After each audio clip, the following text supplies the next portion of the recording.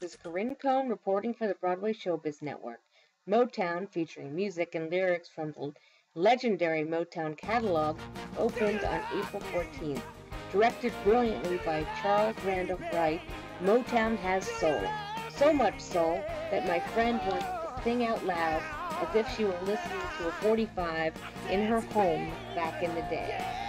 Motown has a great catalog including all the greats: Stevie Wonder, the Jackson 5, Smokey Robinson, Diana Ross and the Supremes. It is a show not to be missed. The dancing is incredible, the choreography is incredible, the costumes are incredible, and the main thing, the music is incredible. Go and see Motown now on Broadway. This is Corinne Cohn reporting for the Broadway Showbiz Network. Motown the musical is a Corinne's must-see.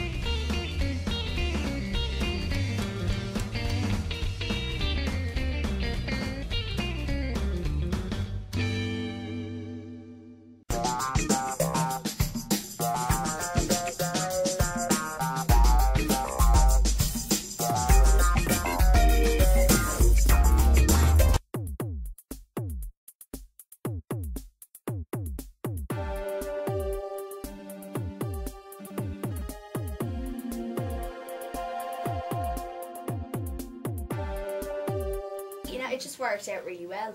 Did having that input make, this is your first big kind of kissy? It's the first time it's been scene, this much, yeah.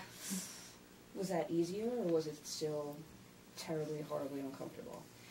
It's never been really uncomfortable. I think the very first time I did a kissing scene, it was very uncomfortable for me when I was about 11.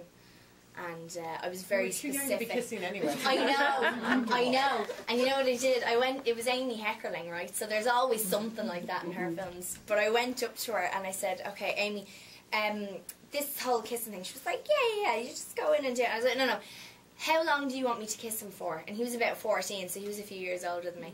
I said, how long do you want me to kiss him for? And she said, I don't know, a few seconds. I said, no, I want specifics. I want to know how long. She said, I don't know, like 5 seconds. And I said, that's a bit long. She said, okay, 3 seconds. So I went in, and every single take, I would be like 1, 2, 3, and then just pull apart. So it was, you know, I've kind of moved on from that a little bit. I was too young, you're right. But it was fine. I think in a way it did make it easier because we did it so often. That it really was just like another scene, you know. I mean, it's one of those things as actors that you have to get on with, and you have to accept that you're going to do that kind of stuff, you know. So it was fine, and as I said, I'm comfortable with both of them, so that makes it so much easier when you can have a laugh. But again, back to that input, has that whetted your appetite to have more input in other parts of film? Yeah, I mean, it's certainly nice to be asked, you know, and then I did it for another film as well, and again, I think it made such a big difference for me to just, I mean, it's not, all I'm doing is going in and reading with them. I mean, it's, you know, it's up to you guys, but certainly to feel like you're involved in that is really great, especially when it is a romantic relationship that you have with someone. As a human being, I'm wondering, how did you shake off your role emotionally and physically? What, do you have a method? As a human being? Yes. And for Stephanie, I'm wondering, how important is it to take risks? But so first. To shake them off? Yeah. It was fine, yeah. I mean, I'm not really the type of actor who hangs on to any character too much.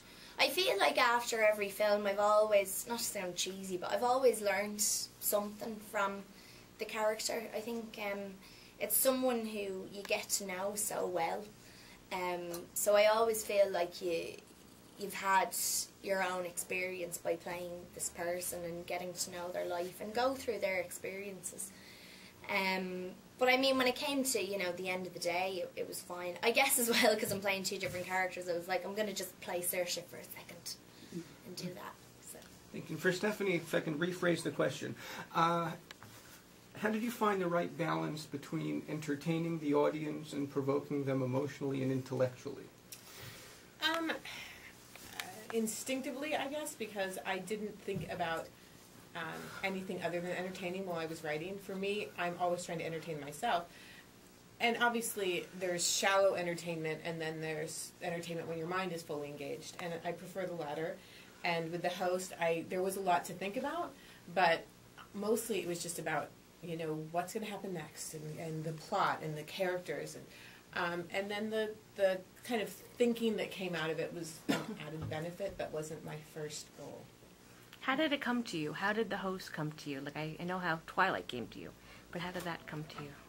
It was actually, I don't know exactly. I was on a road trip. I was very bored. I told myself stories in those scenarios, and I imagine that there were probably 40 or 50 ideas that I had played through in my mind and dismissed, something that I wasn't interested in. This one, I was kind of in the middle of it when I realized, having these two characters trapped in one body and kind of their struggle and all the complications from that and like how that relationship would develop. And I thought, this one's a real story. This one is interesting.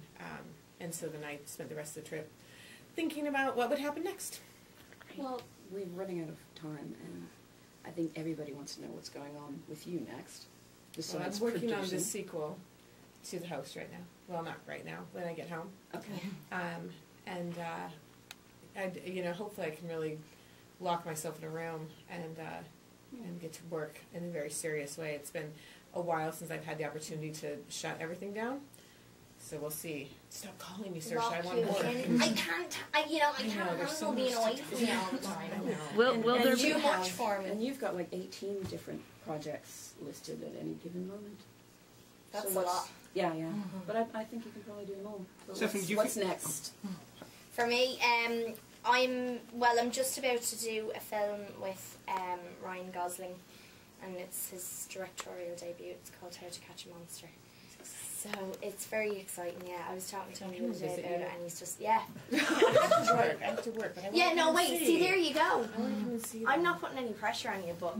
But what's with Mary Queen of Scots and or Cinderella? No, Cinderella, I'm not involved in that. Mary Queen of Scots, I mean, it'll go at some point. I don't know if it's going to be this year, if it's going to be the end of the year. This is the thing, for the last few years, really, projects have been very, very unstable, and, the biggest projects with $100 million as the budget can still fall apart at the last minute. So it'll go at some point. I mean, it's Focus that's behind it, so they're a great production company, and they have Suzanne Beer who's going to direct it, who's wonderful. So hopefully, we'll do it at some point, but we don't know when yet. Excellent. Well, wait, ladies, may I have a photograph of the two of you for the article? Is that all right?